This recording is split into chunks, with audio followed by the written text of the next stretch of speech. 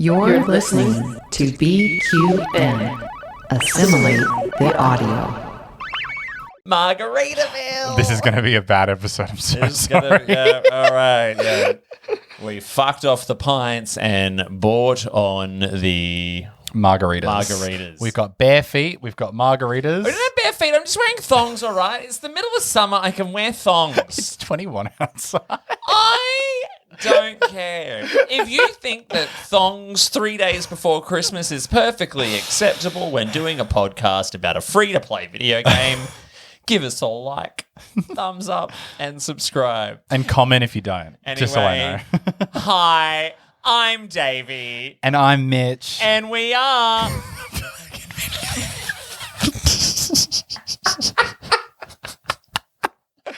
the Bargain Bin Gaymer. Let's do it again. Yeah, All right, okay. all right, let's do it again.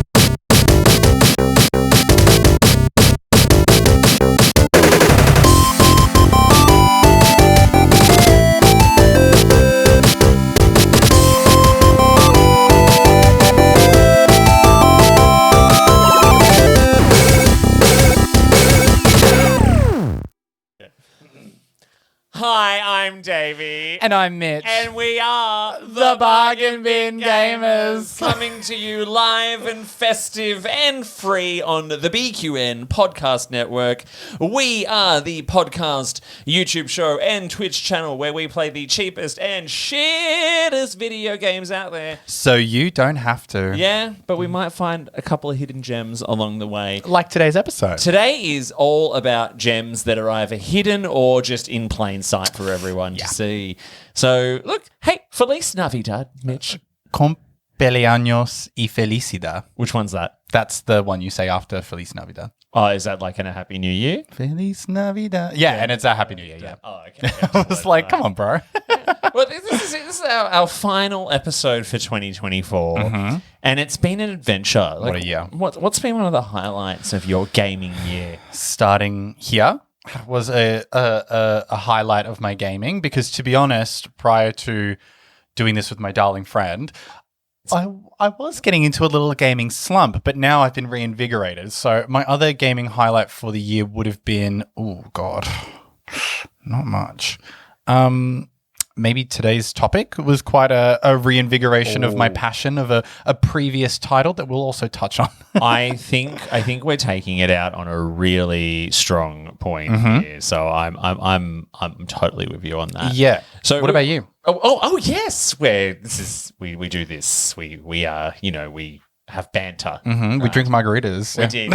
We have had a few margaritas today, listeners and viewers. But yes, geez, it's been a big year. It has been a big year. Look, and I will agree. I think bringing you on as co-host and turning this show into what it is today and how much fun it's made doing the show and seeing you plump up your tits like you just did it's been fun.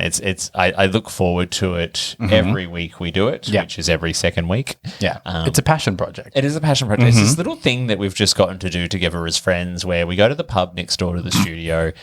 We were having beers, but then, trying to stop ourselves from farting and burping throughout the whole podcast. Today we had margaritas. Oh, and they went down a fucking treat. They did go down. Margaritas are the weight of my soul and the weight of my heart. Yeah, everyone knows that. So. Absolutely. We might go have another one after we're done. I wouldn't mind it. It's the weekend. Yeah, Davey's in silly season mode as well because I'm still working next week, whereas he's all done. So he's ready to just deck the holes. Deck the holes and lick my balls. We're just throwing caution to the wind here today in the Bargain Bin Gaymer. Something else I will say, though, is the way that we've really pivoted this show away from some of those trashy, shitty, scam-worthy games. Yeah. And some of the stuff we've got to done, like some of the, meeting the Melbourne Gamers and going and meeting, For Knife Games and all of the other queer indie devs at PAX. It's been a really, really good experience. Yeah, it has been a good pivot. I mean, I love a shitty game as much as the next person, but Davey has a bit more patience for bad games. I, on the other hand, don't care for really bad games. I mean, I'll happily make fun of them, as seen by our, what was that shitty game called again? Who cares, actually? But I love ripping games to pieces, but I hate playing bad games. Whereas we've been very lucky. We've had a nice assortment, a charcuterie of games, some might say. A Cadbury's favourites. A Cadbury's favourites where, the Oros are left in the bottom. The Moros. The Moros. Ugh, haters. But no, it's been really, really fun. And like I said, I'm glad to be here. I'm sure you're happy to have me. So it's been a nice win. Look, I'm mildly tolerating of you. It's good. Oh my God, Jodie, are you in the room? Mum. So, look, today we've got a couple of things that we want to cover off for our final episode. I did promise last time we were on the airwaves that we were going to do a Christmas special of sorts. Now, here's the thing. A good, worthwhile Christmas game, like a game that's worth actually playing. Yeah. It just doesn't exist. It's not around. It's not a thing. You go and search for Christmas on any of the digital storefronts and it's just garbage. It's the same as movies. There's no good Christmas movies. Some of them are Bible games too. I found that there's this whole genre on the PlayStation Network of Bible games, which incredible. More power to you. Everyone deserves a bit of interactive entertainment. But yeah, no, so I did come across one game, which we're going to touch on. But I will say, last year, before Mitch joined the show, I did do a video. You can find it on the YouTube. I'm pretty sure there's an audio podcast version of it as well, where I reviewed 6 odd video games, Christmassy video games. Festive, if you will. And I will, and I do. But yeah, no, and look, go and check out that video. There's actually some really cool ones in there. I did find a game I wanted to play, which I was showing Mitchell some of the Twitch footage of because I didn't stream it. Christmas Massacre. Was the bargain Christmas game I opted to play this year. I watch Home Alone, I watch The Muppets Christmas Carols, and then I have a Christmas Massacre. Of course, that's just how it works. Exactly, it is. Any God-fearing Christian does it in that order. I'm just, I'm all about the holiday traditions. I always have been. And taking revenge for the orphanage children who would not allow me to take part in the Silent Night dance party is one of those traditions. So let me explain Christmas Massacre to you. I mean, it sounds like we know what it is based on the tin, but go on. Yeah, well, look, expand. I thought, a horror Christmas game could be kind of fun. Like, it could be kind of fun. But what I got was, how do I describe this? Disturbing. The music was very disturbing. It definitely set the ambiance. It was, because there's these. Let's talk about that for a second. The violins. Yeah, there's this it's Silent Night that's playing. That's what it was. But it's not actually Silent Night. It's just like.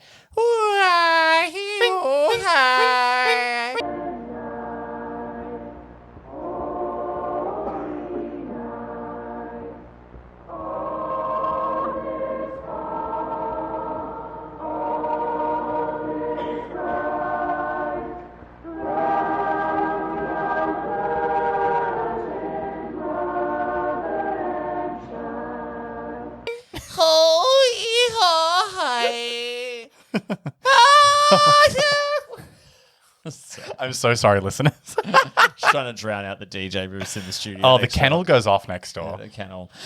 So anyway, you play as Larry. Larry, in the opening of the game, has been told by the nun that runs his orphanage that he's been a little shit and he's not allowed to join the Christmas party. Larry, a weird little naked man wearing a Santa hat, leaves his room, and basically you get told, you hear this weird little voice say, "There's a knife in the kitchen, Larry." And then you find the kitchen, you find the knife, you find the weird, creepy Christmas party that's happening downstairs, all in low PS1 polygon style graphics. It was giving Cahoots, Creation Maker energy. Yeah. This was a homebrew game from 1994. Yeah. And it was like that VHS kind of loved it, by the way. grain. Yeah, the view of it was all like VHS-y, kind of like that the graining quality, which I think really adds Which to created a bit of atmosphere. It really did. I loved it because Yeah. we'll have a little Mitchell's horror movie buff side in a minute, but it was very like classic horror movie energy, but it also covered up some of the rougher edges of the graphics, which I appreciated. Yeah. It was a nice flair. You could turn that off if you wanted to. Oh, could you? Yeah. Oh, that'd make the game look weird. Yeah, exactly. It looked much better as it was, but you need to play, brightness up, darkness down, or close the curtains so you can see it. Anyway, long story short, you kill the nun and everyone else in the orphanage. Fast forward to Larry as an older man. He somehow escaped any kind of repercussions from murdering the whole orphanage. And Larry lives in a house that looks like a bit of a crack den, and he has a Christmas tree that talks to him. Yeah. And the Christmas tree basically says, Larry, there's been a lot of naughty people this year, and I need you to go and kill them. Kill. Direct quote. Kill. And by the way, whilst you're at it, please do some killing. And then level after level of entering people's houses and senselessly murdering them. Yep. With the only kind of objective being murder without being caught. Is there an end to the game, or did you not get that far? Oh, I didn't get that far. Like, look, I probably it's $14.95 on the PlayStation Network, by the way. A steal. Yeah, and I probably spent about 40 minutes on it.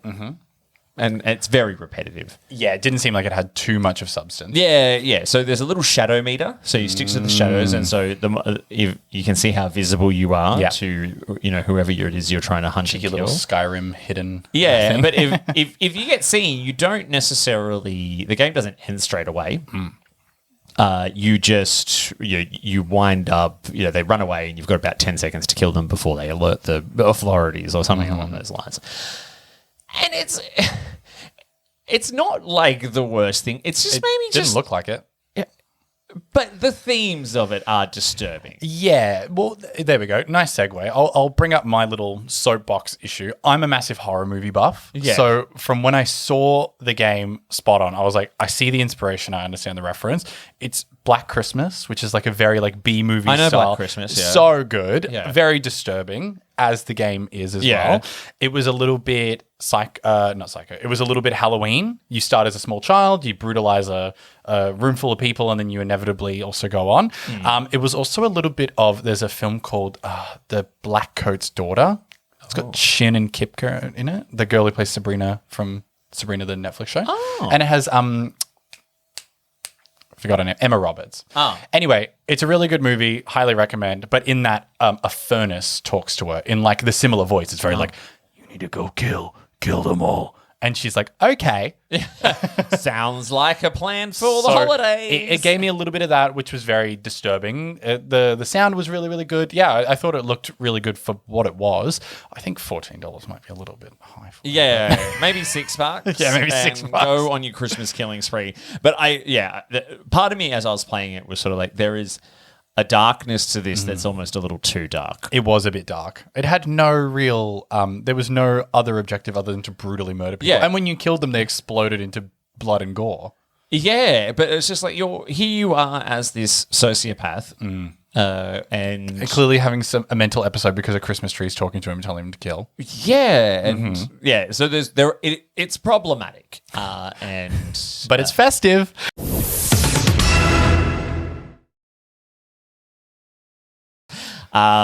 Look, I'm not even going to bother with make it gay on this one, because No characters have personality. They don't even have faces. They didn't even have a face. Some of the people you murdered were a little, It was the 80s. Well, it's set in the 80s, isn't it? Yeah, 1957 was when it started in the orphanage. Yeah, when and you were a then it little was- child. Yeah, and then it was at some point in the 70s or the 80s. Yeah. Everyone was a little gay in the 80s. Yeah, I mean, there were some funny moments, like when you sneak into people's houses to kill them and they're having a little Christmas Eve dance party. And one of them's like, whoa, I'm really fucked up. Like, they're all taking drugs at Christmas. Yeah, and they're all flailing. So they deserve to be stabbed for taking drugs. Another horror movie cliche. They've committed sin and therefore they die. That was a theme. I think I kind of picked up that there were people who were being killed in the game who Larry perceived as some sort of... They were naughty. So, they were naughty. Yeah, they were taking drugs. They were going against God. Exactly. They were watching Channel 7. They were like...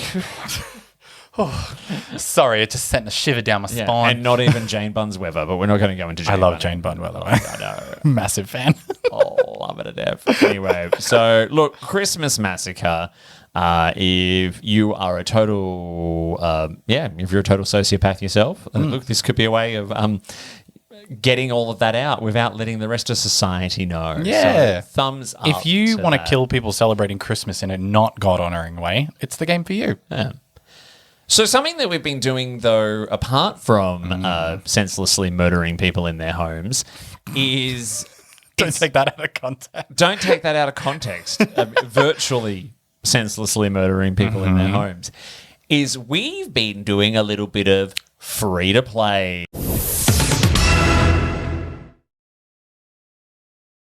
We're back. We are back. And it's less story-driven and more PvP. Yeah. So, Mitch, why don't you tell us about what we've been playing? So we've been playing the hotly anticipated and very controversial, some could say. I would say controversial, but it's because just did, yeah. I'm a big fan of the game that came before it. Marvel Rivals. Marvel based on the Marvel. Yeah. The Marvel comic book universe. A specific point of it, though, it's not based on the MCU. It's based on the comics, which I personally think is good because I have been getting some Marvel fatigue. Last Marvel movie that I saw... So has everyone for the last 20 years, but, you know. The last Marvel movie I saw in cinemas was Endgame, and I was like, okay, I'm putting a full stop there. And the last TV show I watched was Loki, but that's because it's, like, quirky and weird. Yeah. And I have not digested any Marvel media since. What's the okay, we won't even go into the... So... That's another podcast. Marvel Rivals. So this falls into the category of a hero shooter. Now, I know of the hero shooter genre going all the way back to the early 2000s, which is Team Fortress 2. I never played it. Which is, it's always a team-based multiplayer experience where there are different types of characters you can take on. There is a tank character, which is usually someone that is slow, can take a lot of damage, but can also deal a lot of damage, but it's quite clumsy. Yeah. They take a lot of the attention away from the damage dealers. Yeah. Then there's support, which doesn't necessarily deal as much damage, but is very good at healing and propping up and buffing, as if you will. Yep. And if you play a support character, you're gay. Yeah. When we play, we're just like, who's Loki? Who wants to be Loki? But and we are gay. So fun fact, I don't know if you guys were. I don't know if they knew that about us. yeah, exactly. So if the fleshlight fits. Anyway, so you've got your support character. You've got there was tank. A term that we've got tank. We've got support. There was a term that you used that I was completely unfamiliar, which is damage per second. DPS. Yes. Every time we were playing, and Mitch and our friend Stuart kept saying Dave's DPS, I thought they were flirting with me, but no, that means we were looking at DP. Yeah. DPS apparently just is someone who shoots and causes a lot of damage. They're a damage character. They're a damage character. Their job is to deal damage. So it almost works in like a cyclical Pokemon way. Shout out to you, Stuart, bringing it back to Pokemon, where the tank is very good against support, but very weak to damage. The support is usually pretty good against damage because they have the buffs that they can provide, and then the damage is good against tanks. They almost go in like a cyclical way. So, so it's just the three. It's just the three. Yeah. They have a specific name for it in Marvel Rivals, which I had to write down because it wasn't very good for me to understand. So instead of tank, they're called a Vanguard. Which I guess makes sense because they're supposed to lead the pack. They're supposed to support the team as like a defensive person. As a DPS, you're called a Duelist, which... a Yu-Gi-Oh reference, perhaps. Yes. And then instead of support, they're called strategists, which I don't know fits them super well. One character, I believe, could be a strategist, Loki, because he has an interesting play style. but the rest of them, they just do support. They buff, they do damage, they buff people's damages. Anyway, so was changing the name of these like literally the only original thing that this game did. Yeah, we're going to get into it a little bit later, but this is literally just a reskin of Overwatch. And to be fair, Overwatch is just a reskin of all the games that came before it. They're not reinventing the wheel, so let's not throw mud. But this is Overwatch. We're here to review this game. We're going to throw some mud. True. And to be fair, I don't have too much mud to throw. So. Well, and here's the interesting thing. Let's pull that thread a little bit, shall we? So I am familiar with the Overwatch craze. Yes. I never really got into it. See, I was a massive Overwatch player. Yeah. Loved it. But I do know that this is basically Overwatch with a Marvel coat of paint. Correct. They have some things that differentiate it. One of the things that I really love, and this is just me and this is just how I play games, is that Overwatch is a first-person game, and I always find them very disorienting, especially when they're as fast-paced as Overwatch. Overwatch is a very fast-paced game, same as Marvel Rivals, whereas Marvel Rivals is a third-person game, which to me is much better for my brain. It lets me have a little bit more visuals. I find it easier to aim, XYZ. But also, there are some characters in Marvel Rivals, like Spider-Man, per se, where you are fucking flipping about the map. So if this was a first-person game, you would puke. Star-Lord, who you've played, he does that thing where he's like doing a 360. If you were first-person with that, you'd puke. Yeah. Look, I think going the third-person view over the first-person was a really clever idea for this game because you're dealing with such a recognizable universe of characters. You want to look at them, you want to see all the pretty skins. You want to look at Venom's incredibly chiseled glutes, by the way. Exactly. Now, Overwatch has been around since 2016. Yeah. However, it's not necessarily an original concept itself. No. Like I said, Team Fortress 2 definitely has this kind of market. Well, was doing this. That was the framework. Yeah, exactly. Yeah, where you've got these different kind of archetypes of characters, and.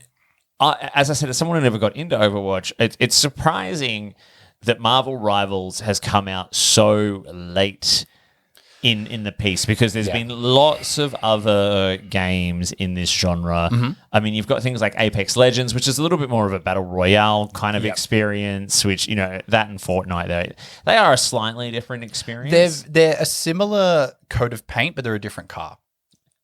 Does that make sense? Sure. A weird analogy, but it's they are free to play online. Free to play online multiplayer game that you play with your friends, and it's all about battling, and you have different attributes. But they are like you mentioned, they're more like a battle royale. Whereas this is very much a team oriented game, which is another thing that I think Marvel Rivals does a really good job of differentiating from. Is that in Overwatch, you are just an individual character, you battle. In this game, you have cute little team up bonuses, and I think that adds a little bit of fresh tissue to this game that makes it seem not as carbon copy. It is, let me be frank, it is a carbon copy of Overwatch. It has some deviations and there's some different traits that make it better. This is one of them. The team up abilities are very, very good. They're also very broken. There's one where we often play Loki, Stuart, our friend, will play Hela, and I'll sometimes play Thor.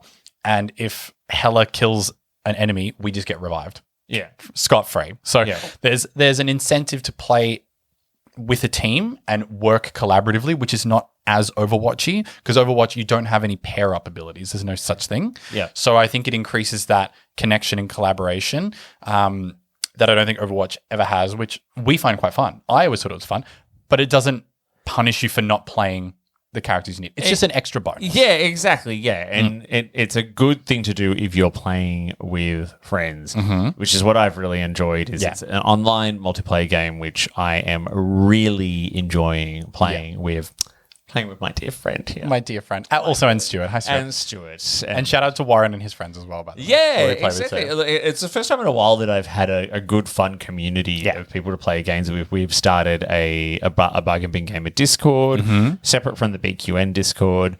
If you'd like to be a part of it, let us know. We'll send you the link. We can play. Yeah, absolutely. We've had a couple of people joining off our Instagram. It's good fun. Yes. And we are jumping in and just I've not had so much fun playing a game online like this. Now, I imagine that, as someone who was really into Overwatch, though, you had that experience of Overwatch. So, Yeah. give me your, how is this experience comparing for you? Are you able to forgive just the blatant rip-off that it is? I mean, listen, I only shill for one game and one game only, and that's Pokemon.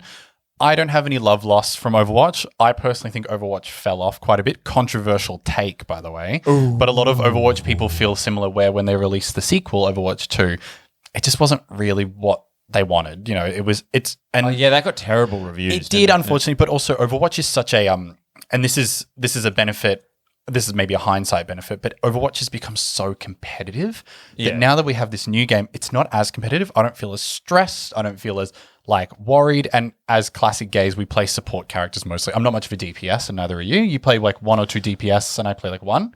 Oh, I don't mind playing Star-Lord and Winter Soldier. Winter Soldier, you're good at Winter Soldier. But I love playing as Loki. Yeah, support characters are the gays' bread and butter, which is very apparent. But also in Overwatch, there's such a skill ceiling to it at the moment that it's very hard to just pick up now. Whereas because this is a new game, it's still being honed. It's a bit rough around the edges. A lot of the characters are very overpowered, and they will be nerfed. But I'm almost having a second virginity. I've closed back up because I haven't played Overwatch for so long, and now I'm getting to re-experience it again. So to me, there's no love loss. I personally think this game is great, but it has the benefit of I know who almost all these characters are. I have a connection to these characters. Yeah. Overwatch, they have an uphill battle where they introduce a brand new character and you got to get behind them. And you either like them or you don't. There's no two ways about it. Whereas me, I can crack open Marvel Rivals and I'm like, oh, look, it's Iron Man. I know Iron Man. And I can then have an immediate attachment to that character. Loki is one of my favorite Marvel characters because I think they're really cool. So of course I wanted to play them. And now we both clearly like that character and we've gotten quite good at them. So it's less of a strategic, we're going to need to have this person. It's, I'm playing with my favorites and I'm really good at all of them. So to me, I find it a bit more exciting because I'm not filling a role. I'm playing with a bunch of my favorites that could fit the role. I have a bit more of an attachment. So what about you? You haven't played one of these games before. So what is your virginal opinion? Well, I mean, I just want to say how honored I am to be a part of your second virginity. You're welcome. My first hole was for God and this one's. I'm leave room for Jesus. I'm surprised that you can even remember your first virginity. There's some guy out there who was twice my age that definitely remembers it, but so he was 28. Anyway, so yes, I have played Overwatch. I got into it late, right? Because it was not always a free game. Overwatch? It didn't start as a free game, did it? No, not to my knowledge. I've always paid for Overwatch. Yeah, but it's free. It's free to play now. Is it really? It is a free to play. I've paid for both of them. I am pretty sure if you know the answer to that question, please email Bargain Bin Gaymer, GAYMER@gmail.com. Or comment below if you're watching the video. Or comment on the YouTube. So yes, I came into it late in the piece and was just like, this is too hard, this is too much. And friends I knew who played it had long since gotten over it. It's because of the skill ceiling that I mentioned. It's because it became such a fad. No. You almost get bumped out of being able to enter it because the skill ceiling is so high. Yes, exactly. And it's really, really hard because everyone knows the characters in that game from inside and out. Yeah. So for me, getting into this from day one has been really, really exciting because I am skilling up at the same time as the rest of the community. Yeah. And what is probably helping a lot is the fact that you're playing with me. Yeah, of course. The game is built around, and like I said, there's features literally designed in it to include your friends, but the game is begging to be played with a group of people that you're friendly with. You're not going to be in the same room because you can only play on one person per console, but it begs to be played with friends and experience with people. So exactly. It lends itself to that. And more and more people are getting curious about it because we're playing it together. Yeah, we posted about it and I had fucking 12 people message me being like, oh my God, is it any good? Yeah, exactly. I was like, wait and listen to my podcast, bitch. Exactly. And now we've got the Discord going. We've got a group chat. I'll be on the train on the way home from work and I get messages from from this one saying like, hey, let's play tonight. And it's taking me back to an era of online gaming that I have really not got to experience for quite some time, right? So when I first got into online gaming back in the mid to early 2000s, it was all Xbox Live, of course, Halo and the old school CODs and all that, and Gears of War. And I had friends who we'd play with, but we've all grown up and they're all straight men who are now married and have kids and wives that don't let them do anything. Oh yeah, that's fun. That's why you got to have the gays. Yeah, exactly. So that is really, really exciting for me. And of course, this being the Bargain Bin Gaymer, I love what a polished package this is as a free to play game. Yeah. And the amount of content that I have available to me. How many characters do you get straight up? They've started with 33 and they have announced that they will be bringing more. So this is like Davey was just saying, and I'll expand upon it, but you're right. There's 33 characters. That's 33 different playstyles. And they're all very different. Like they're not super similar. Obviously, maybe like the DPS might be a bit more. Yeah. It's harder to differentiate there. But like all of the strategists and all of the Vanguard, they're all very different playstyles, which I find super refreshing. Overwatch is really good at that. Like I'm not saying that they're not. But the maps are all very good. Yeah. The design of the game is very polished. It's got destructible environments and things like that, which I think is a great attention to detail. Obviously, like they're not changing the game with the missions. There's like a capture the point. There's a move the payload, and there's I think that's it. Is that the 2? Yeah. Okay. So like it's not we're not glutton for choice or anything, but for a free game. For a free game on launch, there's enough there. But you can to what you're saying, you do run into the like, oh yeah, this is free, and I'm getting what I pay for. I'm in the same map again. Exactly. Yeah, that's probably the downside of what they've done is they're hooking you on a couple of very simple game modes, which are I do remember playing these kind of game modes. And Overwatch, like you said, you've got the get the little vehicle from point A to point B. You've got the capture the flag style mode, and then you've got Conquest, which is a team deathmatch, of course. But then, actually, as of today, they've released the special Christmas game mode where everyone plays as Jeff the Shark, and it's a rip-off of Splatoon, where you've just basically got to try and cover the ground with as much paint as possible. Very cute. But and this is something that we spoke about off the pod, but these kind of games, they might not be Christmas games, but they do great seasonal events.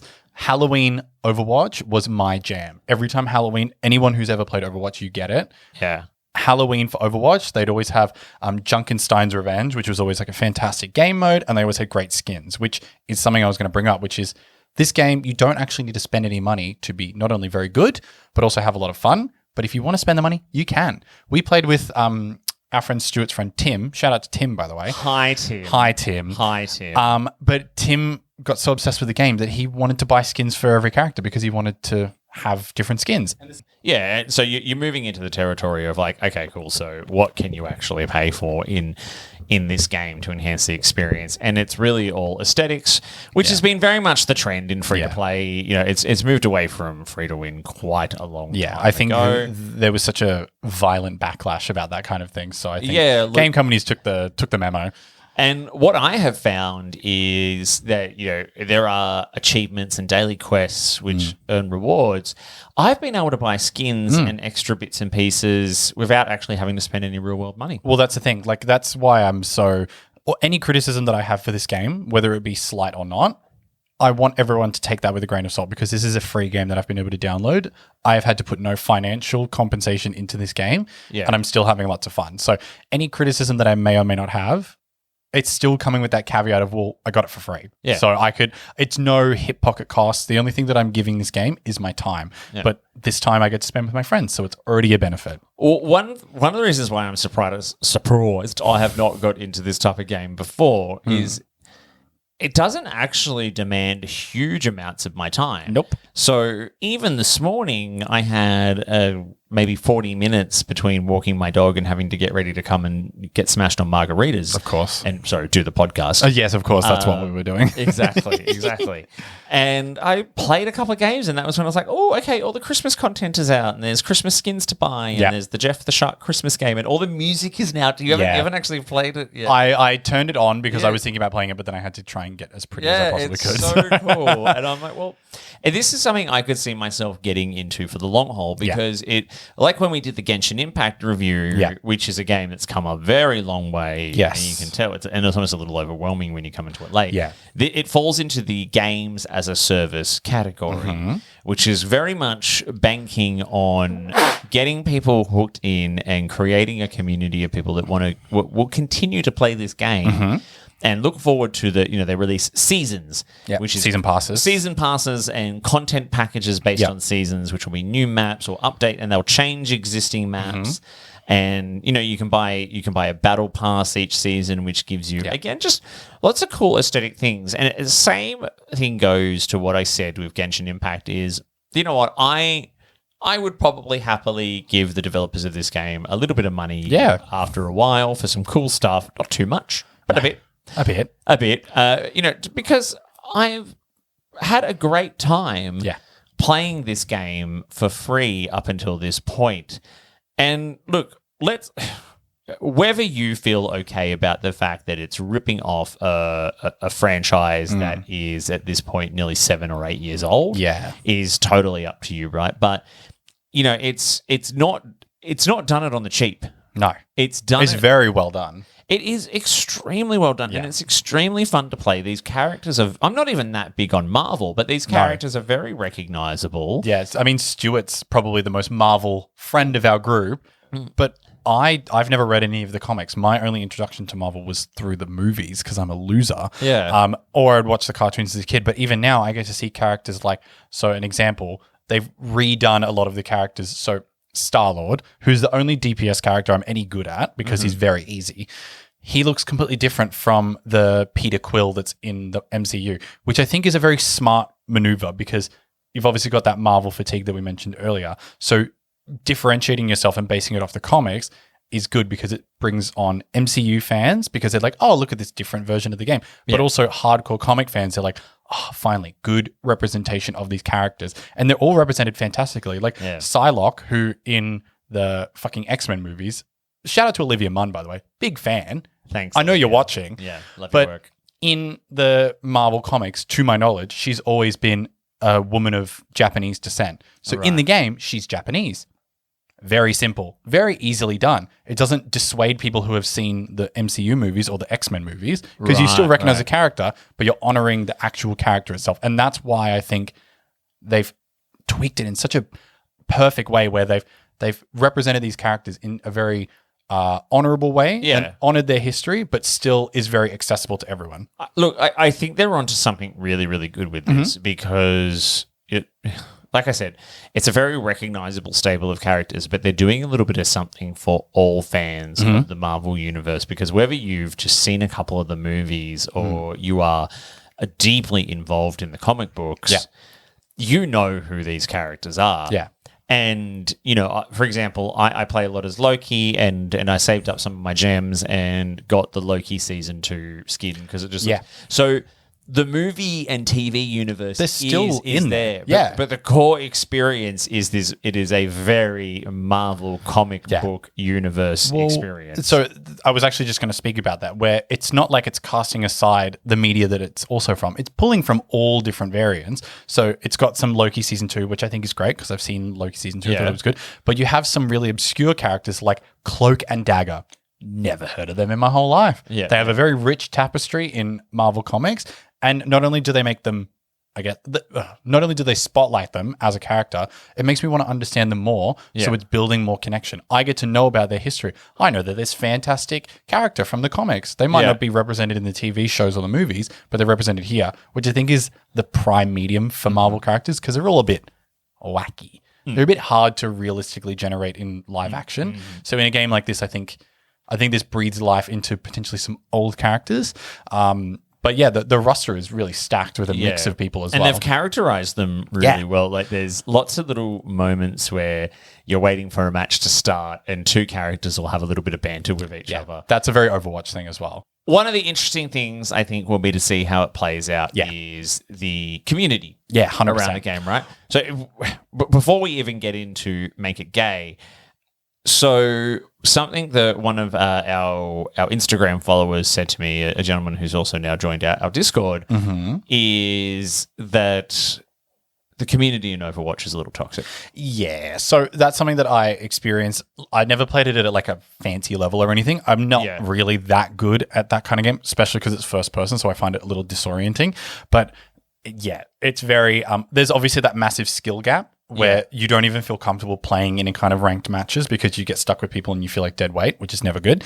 But also it's almost getting a little coddy where it's like there's a bit of slurs, there's a bit of racism, there's a lot of misogyny in Overwatch, which is interesting for Overwatch because it's a very represented game.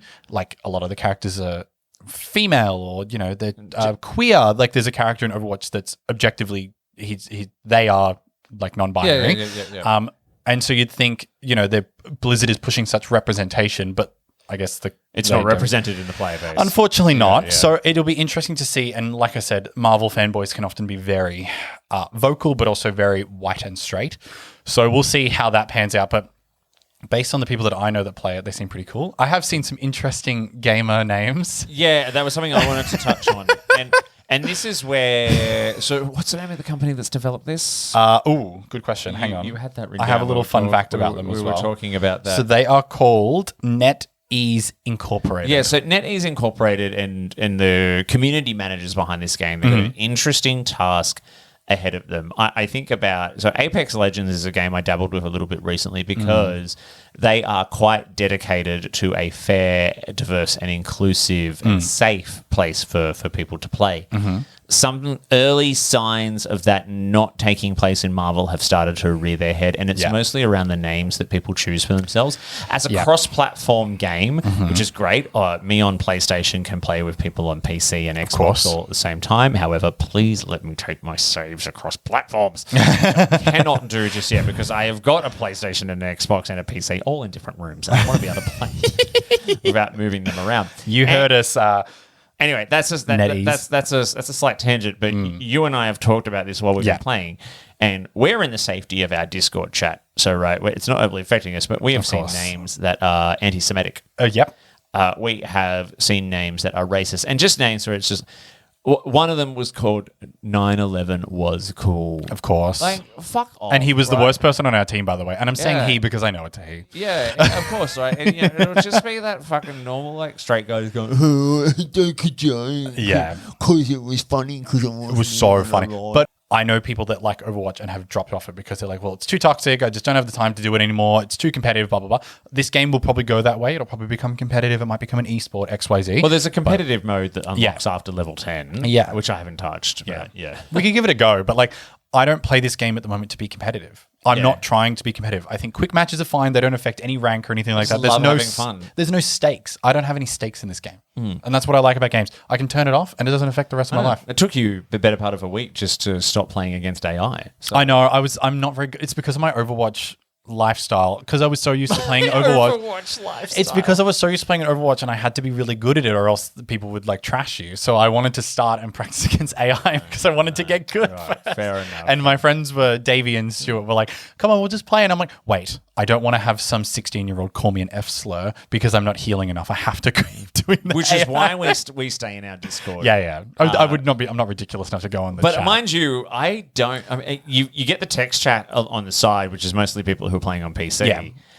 But I don't. People aren't really communicating openly in the games. I think it's mostly people in their own little chats. Back in the day when online gaming first became a thing, I remember playing like COD 2 on the Xbox. People chatted all the time. Yeah, and in a good way. I made friends and we communicated, and it was great. It just doesn't happen. I mean, these games have angled themselves in a way that where you don't really need to communicate, right? Like, you've got that where you don't really need to communicate because there's plenty of stuff on the screen that will notify what's going on. Yeah.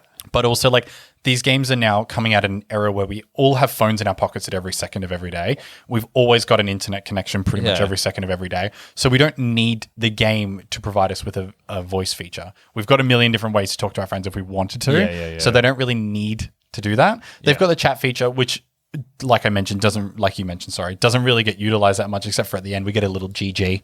Yep. I love a GG. Thanks, teammate. I'll give you an upvote. Yeah, you get little thumbs up. You do little thumbs up to players. That's another. That is that's another massive Overwatch thing, which is why people love playing these games. Is because at the end of the game you get MVP instead of being what's it called in Overwatch? Like Spotlight or something. Whatever. Who cares? But you get play of the game. My apologies. Where like they'll highlight a specific player for their skills, and you can like check the players and see like what their highlights were. And even if you're not on the winning team, you also get an SVP, which is kind of like MVP for the losing team. It's quite nice. And you get to thumbs up each other, which is what you do in Overwatch as well, which is called endorsing in Overwatch. But well, look, I hope all of this leads to a community that is fun and supportive and good to play with. I like it.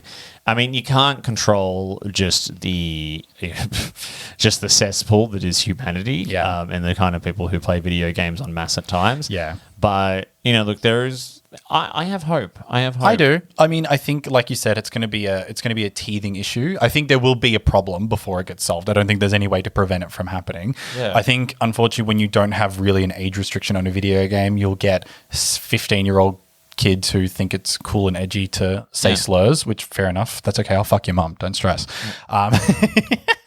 But I'll fuck their dad. And I would, by the way. But the way that it'll work is figuring out what that will look like and how the community will blossom, and whether it's worthwhile us taking like a Discord and all of our friends into that or keeping it separate, because I'll still enjoy the game if I don't need to talk to anyone. But if it becomes like a fun game, the example that I've had, because I've been noticing it, call me young, call me whatever, I have TikTok. There's been so much on TikTok about this game. It's everywhere. It's all over the TikTok, and it's great. There's some really great memes about Luna Snow and her like ultimate, because she does like a little K-pop dance, and everyone's putting like K-pop music on it. It's very fun. There's obviously plays of the game like Jeff the Shark, where he gets to like get everyone and like take them off the map and stuff. I think it's going in a good way, but I do worry. For now, people are having fun with it. And I like what Discord has done for online gaming communities is, you can have your nice little safe space. My little safe space. Yeah, exactly, right? Exactly. We're in there with Stuart and Tim, and then we bring Warren and Jake from the Gaymers in as well. Yep. And what if they're saying anything on the other team or whatever, then we can't hear them. We're ambivalent to it. Ignorance is bliss. Yeah. So let's dive into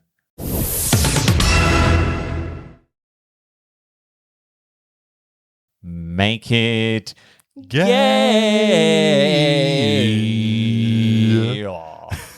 So popular. Sorry. Tell me something about this game that isn't gay as fuck. It's very gay. It's very camp. To be fair, Overwatch is super camp as well. It's kind of the nature of the beast of, the Marvel. Their name is really hard to remember. The Marvel universe has made a bit of an effort to be very queer and inclusive, but also people of color inclusive. Yeah, Storm. I only know this because the anti-woke brigade goes so nuts because a movie is called Black Panther. Yeah, why they gotta be black? They're so stupid. It's so dumb. Honestly, it sounds like a South Park episode whenever I think about it. What is fucking wrong with you? Right. These Marvel characters have had decades and decades of fleshed out backgrounds, cultural impact, like Storm. I mentioned it really briefly just before, but Storm is a cultural icon. Powerful, black, female, goddess. The queer community has always seen a lot in the X-Men. Yeah, true. Always. X-Men is a fantastic allegory. Oh my God, sorry. I have to bring it up. So there's an achievement, sidebar, speaking of queer, there's an achievement that I got while playing Magneto, and I've seen it on TikTok as well, where if you defend or get an assist with 10 mutant characters, you get an achievement called Homo Superior. Oh, that's me. Yes, I'm Homo Superior. That's right. Stuart and I thought you were making that up. And I wasn't. You had to send us a screenshot. It was very funny. But you are right. Queer people have always seen themselves in X-Men. Of course, it's a great allegory for being queer. So people like Storm, Magneto, and Wolverine. Who else? Is there any others? Well, I don't. You were talking about Loki before, and you said they. Is Loki? Is Loki they them? Loki is canonically gender fluid. So, Right, and okay. fun fact, did a bit of research before this episode. Look at us go. On the Marvel Rivals wiki, which is, I assume, all the information is gotten from the website, they are listed as they, them as well. Because in the comic, because they technically don't really have like a form, they technically show themselves as male, but like they just change all the time. They have relationships with everyone. So I always call Loki they, them. And they represented it in Loki where a version of Loki was a girl and they were in love with each other. So, but you've also got characters like Adam Warlock. He's technically a man, but he's like a synthetic generated man who has Ken doll parts. So he's not really a man in that respect. He's genetically created. You've got characters like, I can't really think of them now. Let me pull it back a bit then. So you and I know the mythos behind these characters. Yes, well, some. And like the X-Men and all that, where there is a queerness to them. Are we seeing that in the game? I would say yes and no. So everyone is very camp in the game. Are there any overtly queer people? No. They're technically not, and I don't really expect it. Well, I don't know. I don't know if I agree with you there. I think that whilst it may not being said, there is certainly Queerness. Campness. It's camp, yeah. It's camp. And comic book universes are camp as fuck. And They also made a lot of the characters unnecessarily very hot, which makes me very happy. So if you look at Magneto and Thor, they are big boys. Oh, yeah. And they have big beards and they look like they might call me a slur. And look, I guess the good thing about it is that there's a lot more to come. This game's been out for a handful of weeks. Yeah. It's really interesting to get a big release like this so close to Christmas. Yeah. I'm on board. I think as long as you and our other friends are playing together, it'll still be something that we can just keep continuing to pick up. Yeah. I really hope that this goes in a strong positive direction. Rip off of other franchises aside, whatever, like movies and TV shows and music. It's all evolutions of existing content anyway. Nothing's original anymore. I think this is look, I recommend it. Yeah, I think it's a gem. And to back up what Davey's probably about to say, it only asks for your time, and the time that you spend on it is fun. So there's no real downside to it, at least at the moment. And it's not feeling broken. No. It's come out. I mean, sure, like it's a little thin on the ground in terms of maps and gameplay. Some of the maps do look a bit samey. But you're not paying for it. Yeah, exactly. It's free and more will come. Yeah. Or more has already come for free. I was so excited to turn it on this morning and be like, oh, it's all Christmassy. It's all Christmassy. It's changed. But this is the thing that happened with, with Overwatch, where the game came out, it has a certain amount of characters. They're going to inevitably add more characters. I'm pretty sure there's leaks out there that I saw where there's more characters being added. They're going to have to tune characters as well. Some of them are very strong. The game is in its infancy. Yeah. And it's seeing success already, which I think that they can ride off. Hopefully they don't introduce any of like the loot box systems, which I think the reasons we don't see them anymore is because I think they were like didn't someone take them to court or something? Like a game company. I'm not saying Overwatch. But EA. But yeah, I hope they don't go that way. I hope that the pay portion of this game is solely aesthetic. Because I'm happy with the base skins. I don't give a fuck. If I really like a character, I'll go and pay the money for it. But you shouldn't be able to pay for like levels or any bonus skills or anything. Hopefully that always stays look, up. and leveling up doesn't really bother me that much because I've got a profile on my Xbox and a profile on my PS5. One of them is lower level than the other, and I don't really care because I'm still just having fun playing the same game. Yeah. Anyway, join us for Marvel Rivals, please. Right? So if you want to join the Discord, please let us know, and we will give you the invite link for the Bargain Bin Gaymer Discord.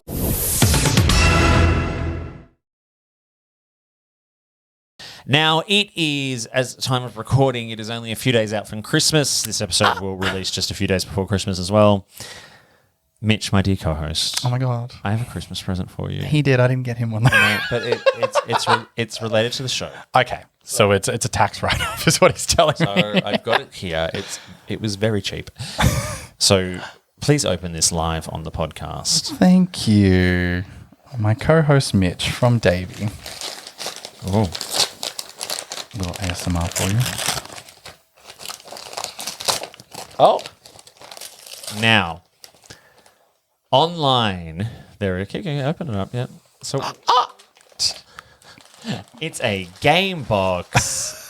Now, do me a favor and just read like the what we got on the side here. So this is the game box. On the side it says digital game system, 3-inch super wide LCD.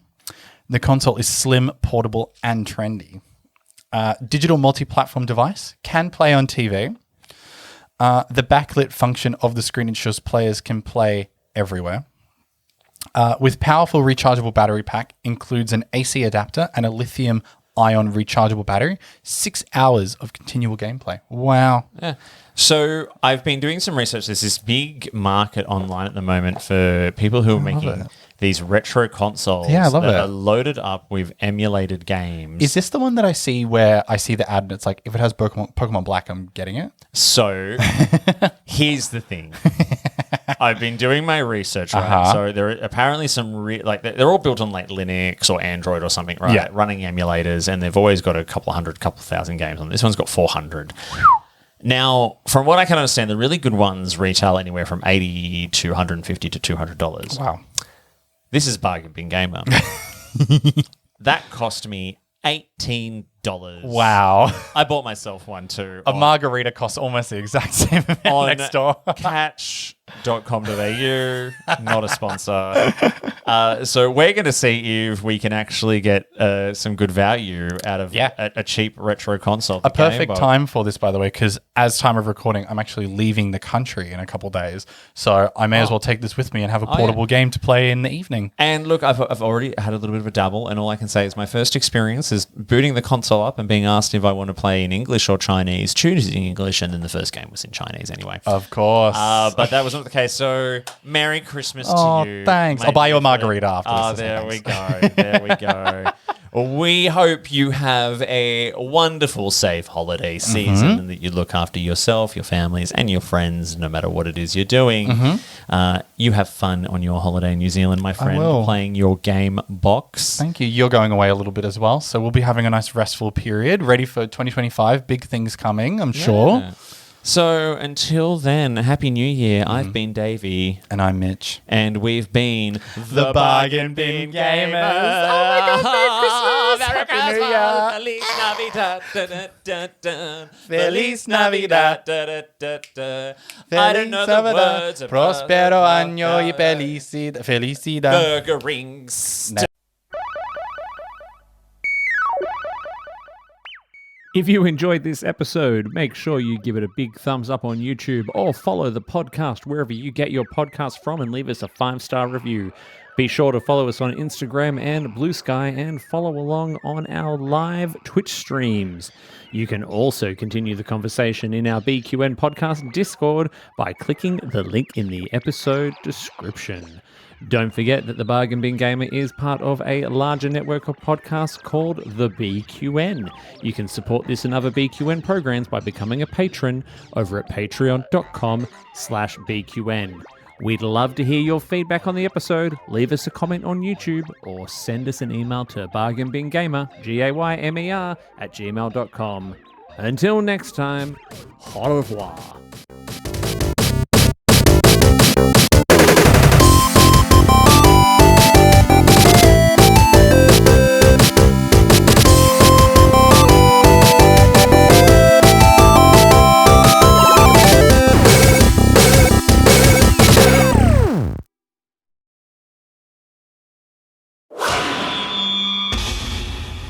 Double T Media.